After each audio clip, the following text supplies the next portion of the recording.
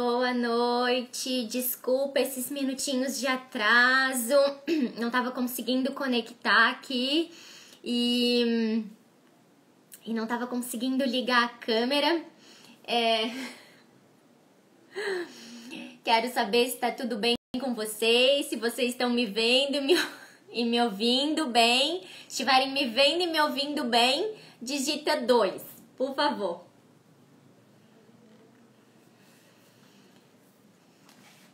Bom, hoje a gente vai falar de um assunto bem importante, né? E pouco discutido, que é sobre...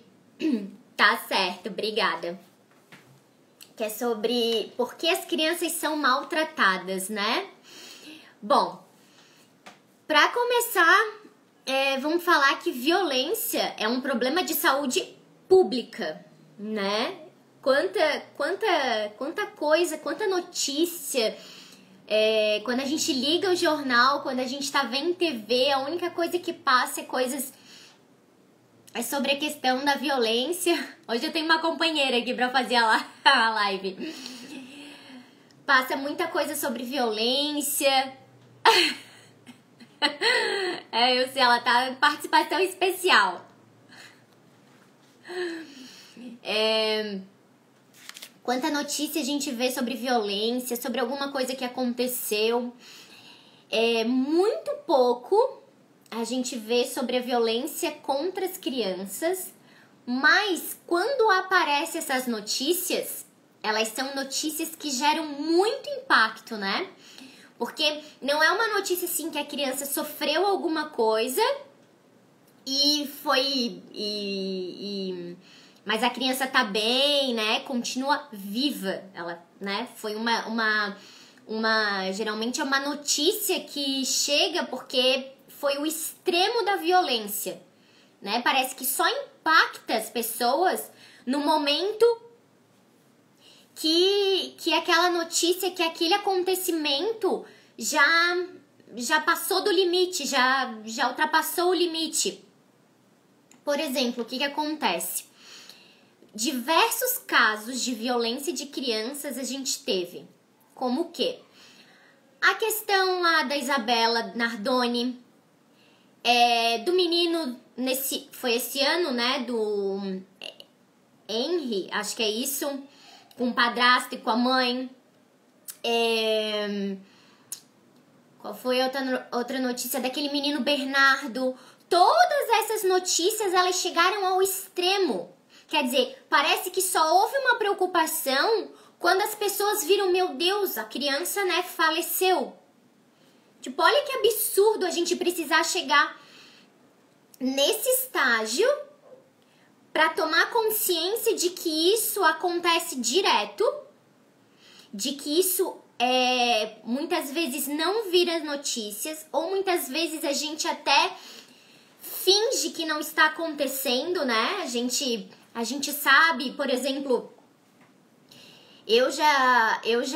não eu estive nessa situação, mas algumas pessoas já me falaram, até pedindo ajuda, né, dizendo assim, olha, eu moro perto de uma pessoa e essas 2 crianças, ou essas 3 crianças choram demais. Não é muito normal elas estarem chorando, a gente não sabe o que está acontecendo. E daí a pessoa conta como o pai, como a mãe é. Por exemplo, o pai é alcoólatra ou a mãe é usuária de droga. Então entende que isso já é um sinal muito forte de alarme, tipo assim, olha, presta atenção. As crianças estão ali dentro, estão nesse círculo, estão nesse ciclo de violência e a gente não quer, parece, se meter. Mas é engraçado, sabe o quê? Que vocês já viram que assim, briga de marido e mulher não se mete a colher, daí, né, todo mundo se mete. Mas briga de uma mãe com um filho, de um pai com um filho, eu não vejo também ninguém metendo a colher. Não, gente. Já viu? Ou deixa, ele tá educando, ele tá... a forma que ele educa. Não, gente, não é a forma que ele educa abaixo de violência. De forma alguma. Eu vou falar aqui pra vocês, teve uma postagem minha aqui sobre birras em público, que eu fiquei, assim, bem assustada com a quantidade de comentário das pessoas falando assim: ah, isso é só eu levar para um canto e resolver isso de uma vez. Ah, nada que salmoura dentro de casa não cure. Nada que eu pegar e não der uma chinelada. Essa frescurada que as pessoas têm agora de que não pode bater, de que não pode fazer nada. Frescurada, gente, isso não é frescura. Você pode sair por aí batendo nas pessoas? Você sai e bate num adulto na rua? Não, né? Porque isso é uma agressão. As pessoas vão chamar a polícia. Mas se um adulto estiver batendo numa criança, a gente diz, não, ele tá educando. Ai, né? Olha isso. Gente, chega até me dar um negócio assim, essa questão, porque é completamente banalizado esse tipo de violência e a gente normaliza. Por exemplo, todo mundo educa dessa forma, ou a maioria dos pais educam dessa forma. Ou então, outra questão que eu vejo bastante é: olha, mas eu apanhei e não morri. Verdade, você não morreu, mas você reproduz exatamente o que aconteceu contigo. Exatamente. Né? E daí o que acontece? Outra coisa que é também controverso, tá? Falando, uma criança bateu em outra criança. É um absurdo. E até os próprios pais, que às vezes cometem algumas coisas desse tipo, os pais falam, mas eu não sei por que ele faz isso. Mas dentro de casa, se a criança às vezes deixa cair um copo de suco, a pessoa já bate na mão. Ou ela fez alguma coisa errada, ou em momentos de birra, que é muito, muito, muito comum das pessoas baterem nas crianças para cessar. O que acontece? Sabe aquela raiva? Aquilo vai crescendo. E assim, bater, tu cessa o comportamento na hora. A criança pode parar de ter esse comportamento, porque ela fica com medo.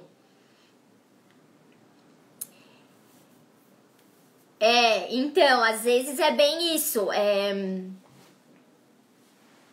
Tem essa questão também, que as mães, que muitas outras pessoas acham e acabam até julgando as outras mães, dizendo assim, ela não bate no filho, mas tá vendo? Parece que ele não vai ter limite. Gente, limite não é só abaixo de porrada, não. Como muitas pessoas acham que é. Como muitas pessoas fazem, né? E daí tu vê, aquela pessoa que é super irritada, que é super nervosa, que bate no filho em casa, pode ser aquela mesma pessoa que bate na mulher também em casa. E que quando sai e arranja uma briga de trânsito, também sai do carro para bater em outra pessoa. Entende qual é a noção de violência que ele tem? Que ele consegue resolver tudo abaixo de violência. E é isso que ele mostra lá pro filho dele. Olha, eu te amo, mas eu te bato porque eu sei que vai resolver. Esse amor que eu tenho por ti é através desse tipo de violência. Eu fico meio assustada com isso. Vou dizer bem sinceramente pra vocês. E também vou dizer que eu fui de uma geração que eu apanhei. E não apanhei pouco. Apanhava e às vezes me escondia pra não apanhar. Principalmente na minha adolescência. Eu apanhei bastante. E se eu falar pra vocês que eu levei a minha última surra, só pra vocês terem uma noção, tá? Da minha mãe, quando eu tinha 26 anos, era uma adulta já, gente. Entende? E nesse dia eu consegui me defender no sentido de, olha, não, tu pode falar comigo de outra forma, não precisa tá me batendo. E é isso que vai acontecendo com diversas outras pessoas. Os adolescentes também apanham dentro de casa. Aí depois a pessoa se questiona, mas por que ele faz isso? Ele fugiu de casa, ou ele tá muito agressivo, ou a criança, ou o adolescente começou a beber. Sabe válvula de escape? As pessoas têm muita válvula de escape quando sofrem violências. Por isso que tem gente que pode virar alcoólatra, pode, né, se viciar em algum tipo de droga. Pode sim se prostituir. Pode tentar outras formas de afeto. Entende? Tipo, quando eu bebo eu esqueço disso, então, sabe, a minha válvula de escape, eu me sinto bem, eu não consigo pensar naquela dor que eu sinto. Aham, Elisane, isso, é isso mesmo, que queria ditar, Tati, às vezes que estresse. Sim, assim, a gente, óbvio que a gente não é feito, né, de ferro, assim, às vezes a gente grita, né, eu sei que grito também pode ser muito uma violência, a gente tá estressado, né, porque é muito cansativo, nós trabalhamos, aí tem que dar conta de tudo, principalmente as mães que não têm apoio, por exemplo, que ficam... Filho... Mas então, já vou falar aqui mais sobre isso, tá? Tá, Tatiana?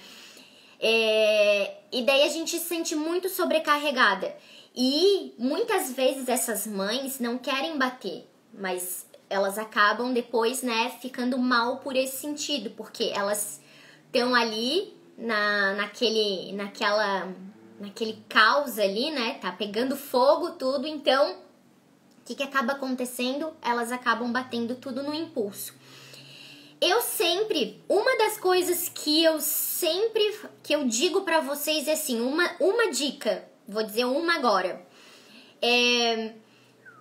Quando a criança estiver fazendo alguma coisa assim, tipo, tu vê que tu vai perder a paciência, que tu vê assim, ó, eu já respirei 3 vezes e eu não tô conseguindo, se afasta. Tenta se afastar. Não continua ali, não continua tentando conversar, sabe por quê? Porque isso é uma chama, ela vai aumentando cada vez mais. Porque daí você tá brigando, a criança vai chorar cada vez mais alto, tu vai ficar cada vez mais com raiva, mais incomodado com aquela situação e vai explodir. Isso até com os adultos. Já viu quando a gente tá discutindo com alguém continua discutindo com a gente não consegue manter a calma. Porque a gente precisa se afastar daquela pessoa. Por exemplo, eu preciso de 10 minutos. Mas eu moro sozinha. Tudo bem, pode se afastar, mantém o contato do ambiente da onde teu filho tá. Mas ele fica chorando. Deixa por enquanto chorar, ele precisa também se acalmar, como você também precisa se acalmar. Porque a gente não consegue regular a emoção de ninguém se a gente tiver num nível muito alto de estresse. Não adianta. Eu faço isso direto. Quando eu vejo assim, meu Deus, eu tô perdendo a paciência. Eu sei assim que... Aí eu pego e me retiro do lugar da onde meu filho tá. Ele continua a chorar. Às vezes eu vejo ele tá se jogando no chão. E eu falo só assim pra ele. Quando você se acalmar e você quiser conversar comigo, você pode vir, mas eu vou me afastar agora, porque eu também estou com raiva. É isso que eu digo, e eu me afasto. E assim, às vezes demora uns 5, 10 minutos, eu vejo ele se acalmando, eu vejo o choro diminuir, e ele vem. E daí eu pergunto... Você quer conversar agora ou quer conversar depois? Aí ele que me disse ele quer conversar, porque daí eu também me acalmei, entende? Eu fiquei longe daquela situação. E muitas vezes ele quer conversar na hora, e daí fica tudo tranquilo, sabe? Aí a gente volta naquele... Uma vez eu falei numa live sobre o arco da birra, lembra? Que a gente entra naquele pico, quando tá aquele pico, a gente tem assim, ó, que se afastar, não pode chegar perto da criança, não tem que ficar muito abaixada tentando dialogar ou dar lição de moral ou tentar fazer chantagem, nada disso, né? Tenta se afastar, se acalma. Se alguém tiver mais calmo do que você pode pedir, pode ficar aqui ou, né? Mas nunca tentar reverter a situação naquela hora. Porque no auge da raiva, no auge do pico da birra, a criança não consegue você não consegue falar, ela não consegue te escutar e nada é resolvido, né? E ninguém fica com as emoções reguladas, tá todo mundo, né? Tipo, explodindo a cabeça. Mas então, falando ali de novo da violência, né? Que a violência é um problema de saúde pública. Na verdade, só foi começar a ficar preocupante até para os pediatras, para o governo, para o estado, né? A partir da década de 60. Aí eles começaram a perceber assim, nossa, isso daqui é um problema e tá crescendo. Quer dizer, foram vendo que os números de casos de crianças que eram maltratadas aumentava demais. Eram assim, por dia, mais de 1.000 casos que eram registrados. É muita coisa, gente, muita coisa mesmo. Ou seja, se fizer uma conta em 15 dias, são 15.000 crianças que sofreram algum tipo de maus tratos. De tanto as crianças quanto os adolescentes, né? Então lá na década de 60, não aqui, né? Mas lá nos Estados Unidos é que eles começaram a dizer, isso é um problema clínico e social. Tem que começar a ter alguma rede de apoio, algum programa, começar a verificar o que está acontecendo nessas famílias, saber das histórias de origem de cada família.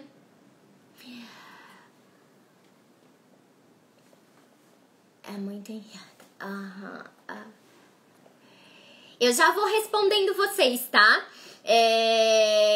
Segurem aí a pergunta que daí eu vou... Mais no finalzinho eu deixo um tempinho pra ir perguntando, daí eu vou respondendo pra vocês. Então eles começaram a ver que tava tudo crescendo demais, né? O número de crianças que estavam sendo maltratadas. E eles precisavam... Nossa, a gente tem que ver lá da raiz, o que tá acontecendo? O que acontece com essas crianças? Por que elas... o que acontece com essas crianças que elas estão sofrendo maus tratos? Aí na década de 70, eles nomearam uma síndrome que se chama Síndrome do Bebê Espancado, que estava começando a aparecer muitos bebês menores de 1 ano que tinham entrado em óbito. Por que, gente, que essas crianças estavam morrendo, né? Criança com menos de 1 ano, o que acontecia? Síndrome do bebê espancado, que a gente fala, muitas vezes os pais pegam os bebês e sacodem assim, sabe? Isso é síndrome do bebê espancado, ou também síndrome do bebê sacudido, que é tipo na hora da raiva tu sacudir a criança. E um bebê com menos de 1 ano não tem, né? Não tem muita firmeza ainda no pescoço, não tá fisiologicamente todo prontinho. Então é muita violência. Não é só a questão de bater, mas só essa sacudida, que é por isso que veio o nome síndrome do bebê sacudido ou espancado. Exatamente por isso que os pais sacudiam para ver se a criança parava de chorar ou parava de ficar fazendo, ou de fazer manha ou alguma coisa, que a gente diz que é manha, né? Mas a criança, ela vai, a partir de 6 meses que ela começa mais ficar, a querer que as vontades sejam atendidas, mas não dá pra falar ainda que uma criança com menos de 1 ano tá com birra, né? Tem birra, assim.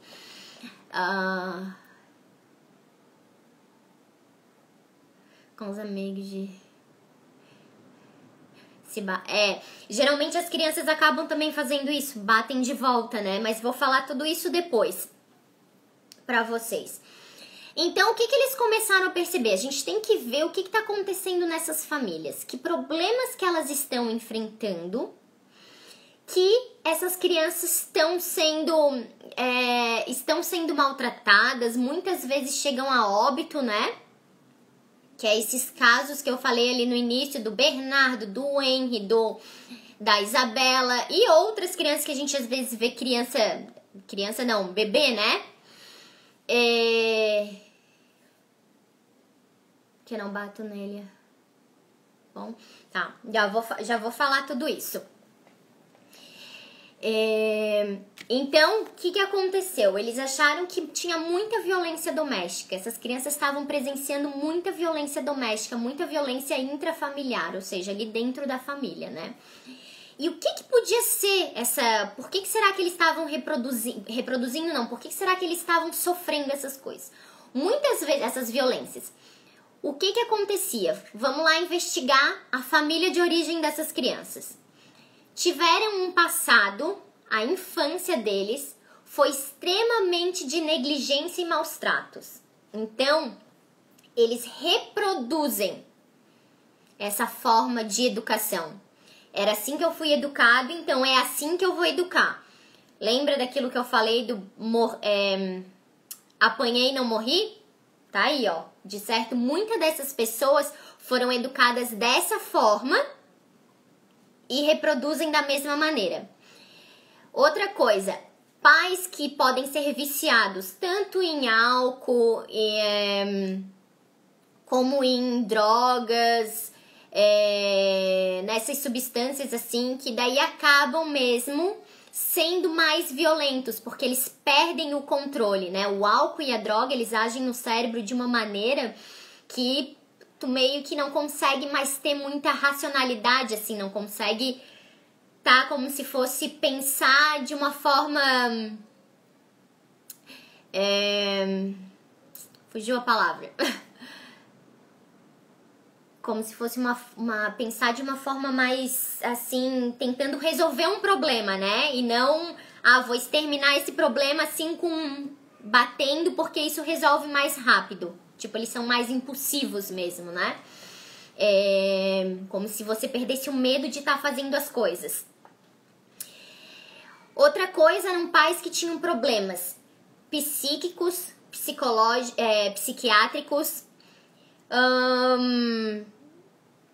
problemas emocionais, problemas ali dentro da família entre o marido e a mulher, né, no casamento.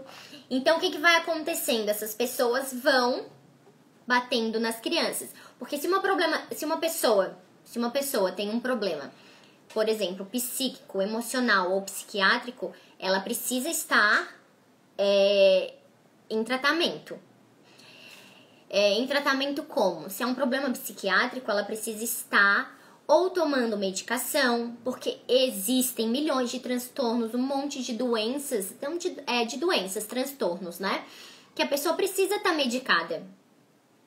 Porque geralmente essas doenças são falhas, são alguma falha no cérebro, né? Ou algo que falta ali pra pessoa poder... de química, né? Essas coisas, por exemplo, transtorno bipolar, a pessoa tem, eu não sei dizer exatamente como que é, tá? Mais ou menos eu vou dizer. Por exemplo, uma química do cérebro dela ela não tem isso de uma forma como se fosse num padrão assim, que deveria ter. Entende? Como se tivesse diminuído aquilo no cérebro. Então ela precisa tomar um remédio pra não ficar naquelas crises assim de euforia e depressão, né? E claro que também muitas doenças, muitos transtornos são causados devido à infância, por exemplo, né? Transtorno bipolar é além de, né? Esquizofrenia também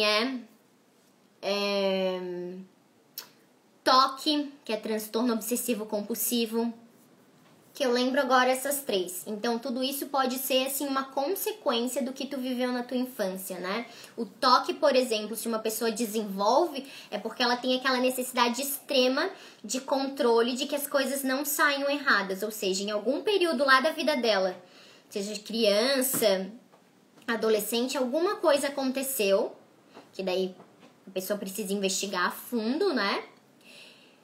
E ela começou a desenvolver essa compulsão, essa obsessão, né? De estar fazendo as coisas tudo no mesmo, como se fosse um ritual. E a gente sabe que muitos desses casos a pessoa fica até... como é que é? Por exemplo, se ela não continua fazendo aquele ritual, se ela não tá fazendo aquilo exatamente como ela faz, por exemplo, ver a tranca da porta ou deixar uma roupa virada de uma maneira, ela começa a ficar mesmo num estado de ansiedade, de angústia muito grande. Mas aí o que a gente... Algum problema? Que depois me fala, Ariana, que idade que ela tem?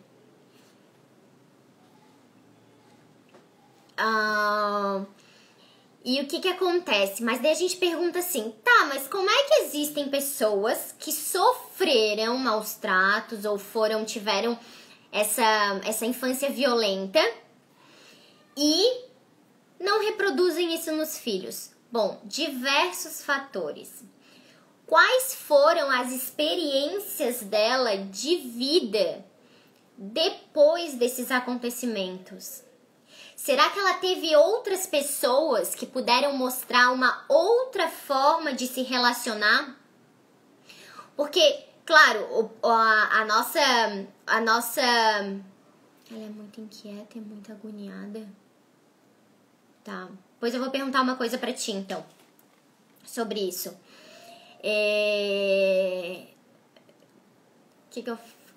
Fugiu a palavra. Fugiu a frase. Gente, me deu um branco. Tá. O que eu tava falando? Ah, tá. Que daí a pessoa... mas a pessoa sofreu maus tratos ou algum tipo de violência. Por que ela não reproduz? Então, as experiências que ela passou depois... Quais foram as relações as relações que ela teve depois? Ou até assim, claro que os pais são o nosso primeiro meio social, né? Então, a gente aprende muita coisa com eles. Mas também a gente aprende... Ou não, a gente aprende na escola, a gente aprende com uma professora, a gente aprende às vezes com uma avó, ou com uma tia, ou com uma madrinha. Então a gente tem outras relações além dos nossos pais, e essas crianças às vezes podem estarem sofrendo outros tipos de experiências e não só essas. E elas têm mais facilidade de ser resilientes, né? Porque nada mais é do que isso, a criança tem que ser resiliente. E se ela vive só nesse meio, por exemplo, só nesse meio de violência, e ela não tem outra relação, ela não vai para outro meio onde seja diferente, aí sim fica muito difícil mesmo, né? Porque daí é isso que ela vai reproduzir lá na frente. E com certeza não, isso é até clichê falar, né? Mas crianças que foram agredidas, que são agredidas, são pessoas que se tornarão agressoras. São. Porque, que nem eu falei antes lá, o cara briga com o filho, briga com a mulher, briga no trânsito, ele acha que tudo que ele tiver que fazer, tudo que for pra resolver, ele consegue resolver na violência, intimando as pessoas, sabe, deixando as pessoas com medo. Eu vou até contar aqui uma coisa pra vocês. Foi esse final de semana passado, eu tava na pracinha com o Matheus, o meu filho, e tava o meu marido também. E a gente tava ali brincando e de repente a gente escutou um estouro. Tipo assim, parecia que, meu Deus, alguém tinha sido atropelado. E quase foi isso, foi bem ali na nossa reta. Um senhor tava atravessando a rua com um patinete e um cara veio com tudo com o carro. E é óbvio, ele se assustou, então foi o susto de todos os lados. E ele pegou na calçada e caiu, um senhor de 80 anos. Aí ele levantou, ele bateu, ele tava todo machucado. E o cara do carro parou na hora. Parou, perguntou se estava tudo bem. E de repente surgiu um cara, não sei da onde, lá de do outro lado da rua. E ele veio com tudo pra cima do motorista. Mas com tudo, chegou empurrando assim. E a gente viu que ele ia bater no cara. Aí eu vi que tinha outro cara ali no meio e falou: para, não sei o que, vamos resolver de boa, não precisa vir assim, né? Afastou esse cara e levou pro outro lado de volta. Então, tá vendo? O cara já foi com tudo, assim, pra gerar aquela violência. E assim, claro que ali a culpa foram das duas pessoas, mas também ali não era hora de julgamento. O cara parou, né? O senhorzinho foi pro hospital, ficou tudo certo. Mas eu tô querendo dizer de como as pessoas reagem na hora, já querem partir pra cima, já estão, entende? Daí eu sempre fico pensando, pessoas que agem dessa maneira, é assim, gente, da onde será que essa pessoa tá trazendo tudo isso, né? O que será que ela viveu? Eu sempre fico na cabeça montando a historinha da pessoa. Aí ali que a gente tava falando sobre as crianças que batem, né? Por exemplo. Olha, mas eu não... Muita gente pode dizer, ele bate, mas eu não bato, ou o pai não bate. Será que em algum lugar ele não vê isso? Às vezes até em televisão, nesse tipo de coisa, ele tá, sabe? Ele tá absorvendo todo esse tipo de violência. Por isso que não é nem um pouco legal as crianças ficarem vendo coisas muito violentas. Porque elas vão meio que aprendendo esse tipo de coisa também. E tem vezes que sim, a família é violenta. E eu não digo violenta explicitamente, dizendo no sentido assim, que bate, que a violência é física. Mas são violências sutis. Como? Ameaça demais o tempo inteiro. Ameaça...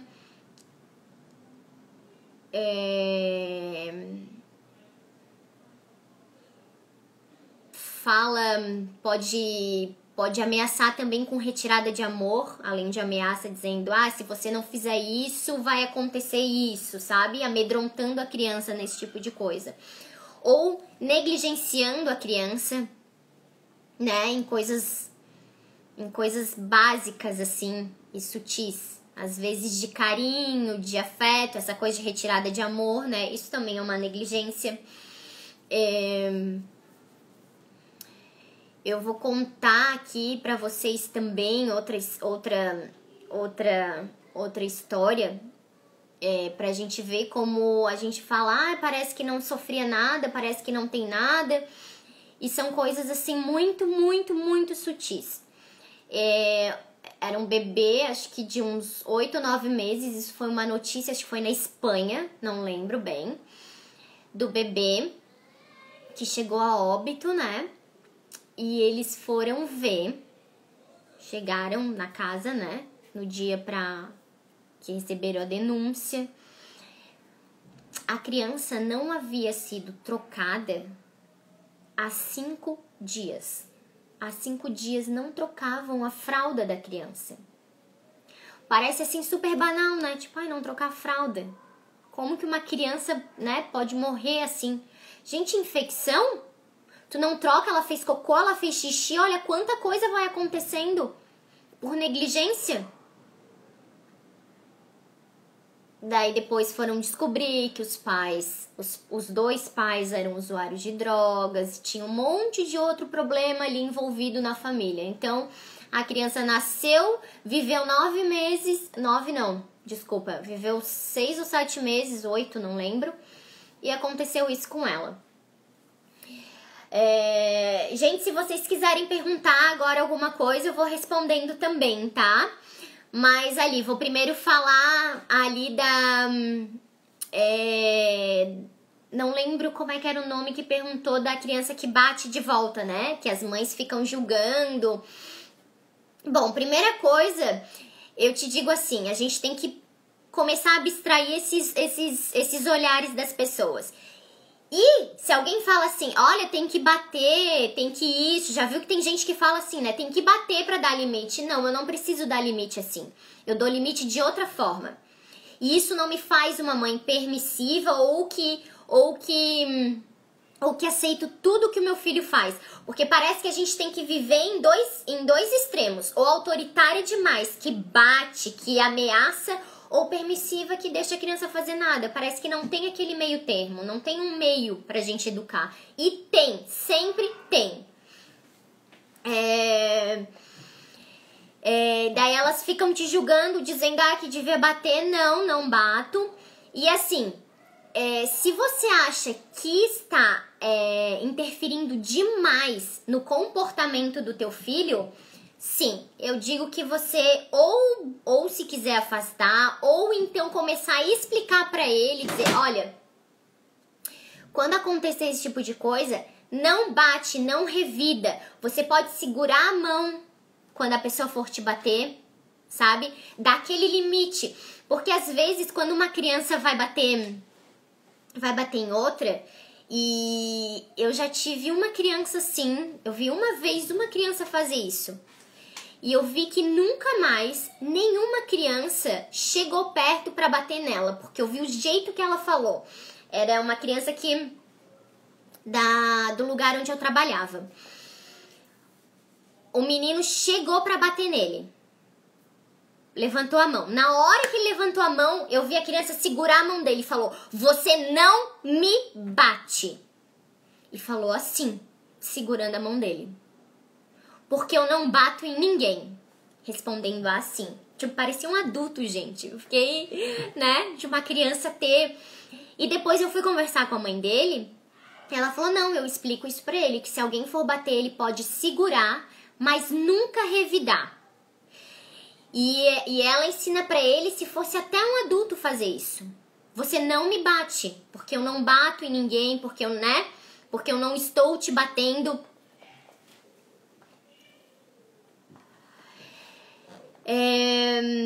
Não é bom dar um tapinha, sempre segurar a mão, sabe? Eu sempre aconselho a segurar a mão, não dar tapa. Porque daí depois eles vão aprendendo a ficar dando tapa também, sabe? Daí, por exemplo, vai chegar a fazer alguma coisa, ele pode começar a estar reproduzindo essa... Você pode segurar e sempre fala assim, ó, na primeira pessoa, eu não gostei do que você fez. E ensina a criança a falar a mesma coisa. Eu não quero que você me bata. Eu não... Sabe? Sempre dizendo eu, pra pessoa estar ciente de que, ó, que eu tô falando aqui é a minha individualidade, eu não permito que você ultrapasse esse meu limite. E as crianças também precisam estabelecer limites. O Matheus, por exemplo, ele nunca bateu em ninguém. E essa semana ele ficou brabo porque eu tinha desligado a TV, alguma coisa assim. E ele veio e me deu um tapa. Deu um tapa assim nas costas. Forte. E eu virei pra ele, me abaixei e segurei a mão dele e falei, eu não gostei do que você fez. Eu não machuco as pessoas. Eu converso com as pessoas quando eu estou com raiva ou estou brabo. E daí eu repeti de novo no final. Eu sempre falo isso pra ele. Quando ele faz alguma coisa, eu sempre abaixo e falo que eu não gostei. E eu vejo que ele faz a mesma coisa. Quando ele não gosta de alguma coisa, ele já internalizou aquilo. Ele também fala, eu não gostei. Ou ele fala pra mim assim, ó, quando ele tá com raiva, que eu também já vi que ele já internalizou isso, porque eu também faço. Me deixa em paz, eu quero ficar sozinho. Quando ele tá com raiva. Então, assim, são formas, são modelos que ele vai pegando da gente pra saber como que ele deve resolver lá os conflitos dele. E quando eu falo pra ele, meu filho, alguém te bateu lá na escola, né? Alguém te bateu alguma coisa? E ele fala, o fulano bateu. Eu falei, lembra o que a mamãe fala. Segura a mão e diz que você não gostou. Não revida. Nunca. Então, da mesma forma, sabe? Alguém tinha perguntado da questão de revidar. Não revida, não ensina, porque senão ele vai achar que ele pode revidar tudo, e sempre na questão da violência, né? Então sempre fala assim, ó, estabelecer aquele limite muito firme, a criança também. Alguém bateu, elas podem segurar a mão, como a gente segura, sabe? E não tô dizendo segurar a mão pra machucar, mas segurar e falar, eu não gostei, você não me bate porque eu não faço isso. E deixar isso sempre claro. Essa é uma dica que eu dou que eu acho super importante. E que eu falei da criança lá onde eu trabalhava que ela fez. E eu vi que aquilo, gente, parecia que foi mágico. Porque nenhuma outra criança chegava pra bater nela, porque já sabia o jeito que ela falava. E quando ela tinha algum conflito, alguma coisa, por exemplo, a criança tentava arrancar o brinquedo da mão dela, ela fazia a mesma coisa. Eu estou brincando agora. Quando você quiser, quando terminar de brincar, eu te entrego, eu te dou o brinquedo, ou, né, levo pra ti. E era assim. E a mãe dele ensinava tudo isso pra ele também, sabe? Então ela ao invés de ela ficar dizendo, vai revidar, vai enfrentar, não deixa isso. Ela dizia, não, estabelece o limite, que é a mesma coisa que eu falo, estabelece o limite pra outra criança, pra outra pessoa, até porque a criança não cresce com aquele sentimento assim, ó, ai, eu não posso falar nada, eu não posso dizer nada, eu não posso dizer não, eu não posso dizer que eu não gostei, porque a gente é assim. A gente foi criado assim. Que a gente parece que tem que agradar todo mundo. Então a gente fala, ai, não pode dizer que não gostei, não pode dizer que eu não quero, porque a pessoa vai ficar de cara feia, ou porque a pessoa não vai gostar. Então não, gente. Já desde cedo, ensine a criança a estabelecer esse limite. E assim, se a outra criança for muito violenta, eu já aconselharia, né, dizer pro pai, olha, vamos conversar, achar uma ajuda, porque isso não está sendo normal, né? A gente tem, todo ser humano tem um pouco dessa agressividade, mas é assim, ó, não dá pra resolver tudo com violência. Então eu já indicaria a pessoa vir fazer uma consulta pra gente estar entendendo o que tá acontecendo. Porque nem sempre a gente tem que entender. Agora vou falar pra Ariana, não sei se a Ariana ainda tá aí, que ela falou da filhinha que tem 5 anos, tá muito inquieta e muito agoniada. Muitas das vezes a gente fica pensando, porque aconteceu alguma coisa, ela é assim, já é da personalidade. Eu sempre gosto de fazer aquela retrospectiva.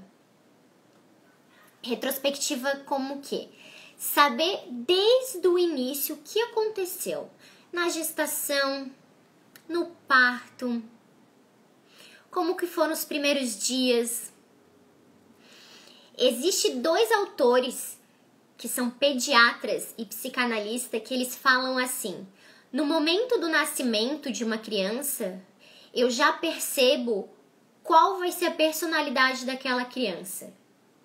Conforme o jeito que ela nasce, o jeito assim, se é uma, né, até de choro, de tudo. E nos primeiros minutos ali, nas primeiras horas de vida dela. E ele dava até exemplo de 2 crianças que ele acompanhou desde o parto, a gravidez, a gestação das 2 mães, o parto, e essas crianças ele acompanhou até os 6 anos de idade. E era exatamente como ele disse, no dia que elas nasceram, como ele falou que elas iam ser, aquilo foi moldando elas, sabe? Todo o contexto ali desde a gestação. Então, Ariana, eu queria saber que ela é muito inquieta e muito agoniada, em que sentido, né?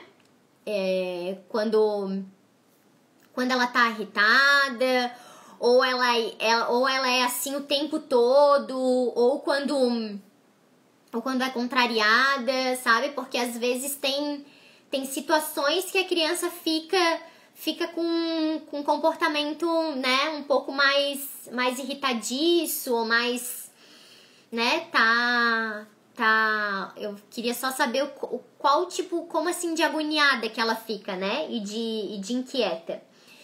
Se ela não para num lugar pra brincar, aí ela tá sempre inquieta.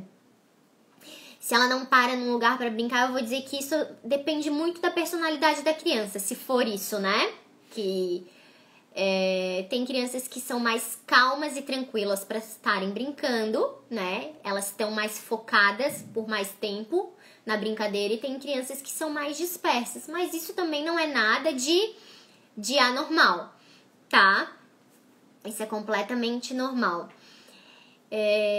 Na hora do sono também, como é que vocês estabelecem a rotina, todas essas coisas vai contando. E uma das coisas que é sempre muito importante a gente estar falando, que eu acho essencial, é a questão de como a mãe se sente. Como foi durante esse período de gestação, quando ela descobriu, por exemplo, nesse estudo aí das crianças, porque as crianças são maltratadas, eles verificaram que a maioria das crianças que eram negligenciadas é porque as mães eram muito novas, não eram casadas, não tinham suporte. Se elas tinham mais de 2 ou 3 filhos, a negligência era gritante no caçula, porque daí elas parece, não dando importância, mas daí como se ela fizesse uma divisão mesmo para as crianças. Então vai deixando o caçula mais para lá, mais negligenciado mesmo. Também tinha sobre a questão além de abuso físico que eu falei, tinha também sobre em relação ao abuso sexual, né? De como essas pessoas, o que acontecia, que geralmente é dentro da família. É muito comum as crianças serem abusadas sexualmente dentro da família. E são pessoas que já sofreram esse tipo de abuso também. Então elas vão reproduzindo isso de novo, né? Vão fazendo isso com os filhos. E ainda dentro dessa pesquisa falou que muitas vezes o abuso sexual dessas crianças começa porque o casamento tá tão pobre, tipo, a pessoa tá tão solitário, que eles começam a ter relação com os próprios filhos, por exemplo, os pais. E a mãe sabe disso, não fala, porque talvez a mãe também tenha sofrido a mesma coisa. Mas eu vou falar uma coisa pra vocês. Acho que de todos assim, de todos os maus tratos, abusos e o que for, acho não. O que é mais preocupante é o abuso sexual, com certeza. Porque a gente não consegue ver muito, né? Fica naquele muro ali dentro da família quando acontece. Mas assim, a gente tem que estar também em mente que tudo que acontece, tudo que a gente vai fazendo, da forma que a gente vai educando, o jeito que a gente vai resolvendo os conflitos, seja com os filhos, seja com outras pessoas, as crianças estão aqui, ó, o tempo inteiro com o radar ligado, olhando para tudo que tá acontecendo, sabe? Então, sempre prestando atenção em todas as coisas que tá acontecendo em volta, como os pais se relacionam, como eles se relacionam com as outras pessoas também, né? E é isso, gente, acho. Não sei se vocês querem me fazer mais alguma pergunta. Eu acho que a Ariana já saiu, mas qualquer coisa pode me mandar também uma pergunta lá pelo direct, né? Não tem problema. Eu acho que isso é um tema bem importante, né, pra gente tá debatendo, e a gente não gosta de falar porque normaliza demais o que acontece com as crianças. E não é normal. Porque as crianças vão crescendo, elas vão se tornando também agressoras, e esse ciclo não vai tendo fim, gente. Não vai. Não vai. Então essas famílias às vezes precisam de apoio, a gente precisa saber o que tá acontecendo. Precisa tá lá na raiz. Lembra, gente, não adianta a gente estar falando assim, porque o comportamento da criança foi esse. Mas é porque aconteceu uma coisa lá em casa. Não, gente, tem que ir lá a fundo. Eu vou contar uma outra história aqui pra vocês.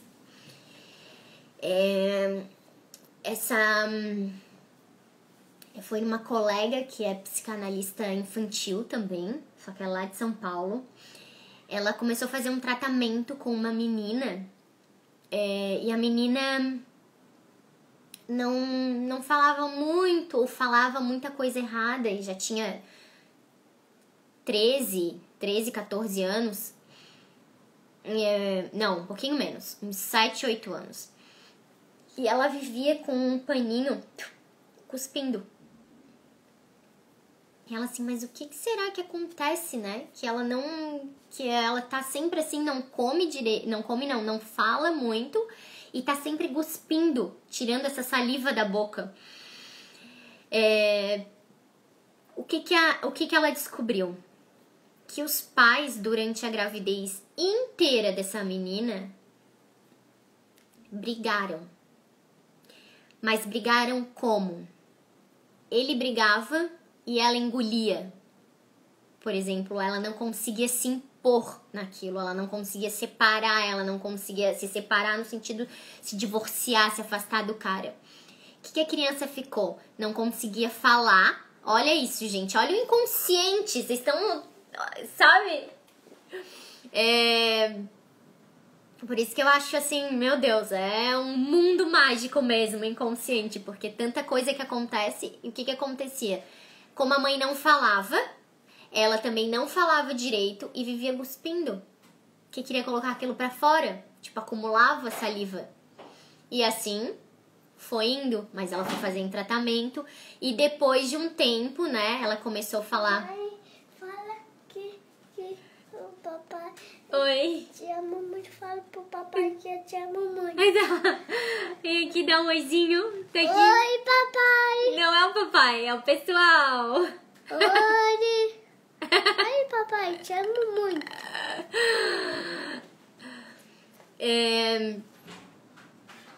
Então, olha só o que foi acontecendo. Aquilo foi ficando lá guardado no inconsciente da criança.